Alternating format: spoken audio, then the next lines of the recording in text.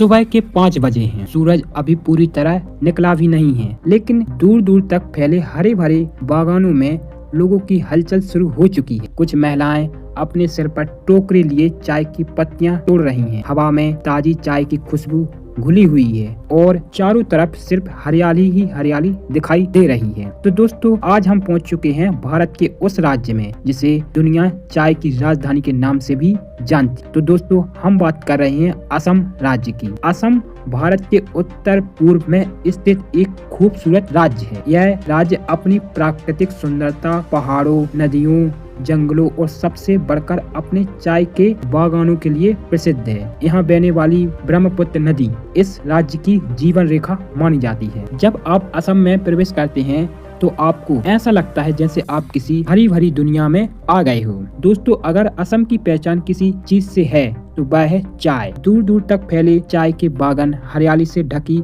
पहाड़ियाँ और सुबह की ठंडी हवा, यह नजारा किसी सपने से कम नहीं लगता। भारत में बनने वाली चाय का एक बड़ा हिस्सा असम से आता है और यहाँ की चाय दुनिया के कई देशों में भेजी जाती। लेकिन आखिर चाय की खेती होती कैसे, यही सवाल हर किसी के मन में आता है। चलिए आज हम चाय की एक छोटी सी पत्ती का सफर देखते हैं। पहला कदम, पौधे लगाना। सबसे पहले खेतों में चाय के छोटे छोटे पौधे लगाए जाते हैं। इन पौधों को तैयार होने में कई साल लग जाते हैं। किसान इन पौधों की देखभाल बिल्कुल बच्चों की तरह करते हैं। दूसरा कदम, बारिश और मौसम। असम में खूब बारिश होती है। यहाँ का गर्म मौसम और नम चाय के पौधों के लिए बिल्कुल सही माना जाता है। बारिश की बूंदें और धूप मिलकर पौधों को तेजी से बढ़ने में मदद करती हैं। तीसरा कदम, पत्तियों का इंतजार। कुछ समय बाद पौधों पर हरी भरी पत्तियां आने लगती हैं, लेकिन चाय बनने के लिए हरी पत्ती नहीं तोड़ी जाती, बल्कि सिर्फ ऊपर की 2 कोमल पत्तियां और एक छोटी कली तोड़ी जाती है। ऐसे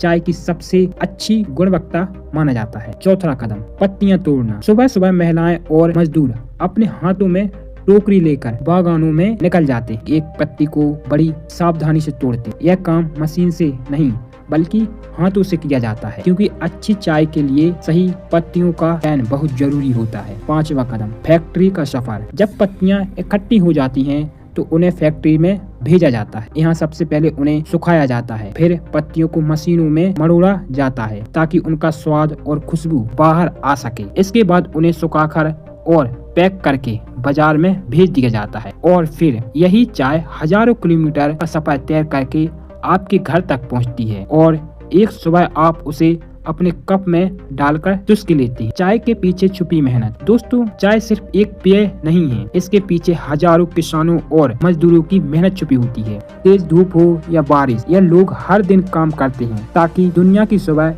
एक कप चाय से शुरू हो सके। असम सिर्फ चाय के लिए ही नहीं बल्कि अपनी खूबसूरती के लिए भी जाना जाता है। हरे भरे जंगल, विशाल नदी, रंग बिरंगी संस्कृति और मेहमान नवाज लोग इस राज्य को और भी खास बनाते हैं। तो दोस्तों, अगली बार जब आप चाय की एक चुस्की ले तो एक पल के लिए असम के उन हरे भरे बागानों और मेहनत करने वाले लोगों को जरूर याद कीजिएगा, क्योंकि आपके हाथ में जो चाय का कप है उसके पीछे सिर्फ पत्तियां ही नहीं बल्कि हजारों लोगों की मेहनत और सपने छुपे हैं। अगर आपको असम की यह यात्रा पसंद आई हो तो वीडियो को लाइक करें, चैनल को सब्सक्राइब करें और कमेंट में बताइए कि आप भारत के किस राज्य की यात्रा अगली वीडियो में करना चाहते हैं। धन्यवाद।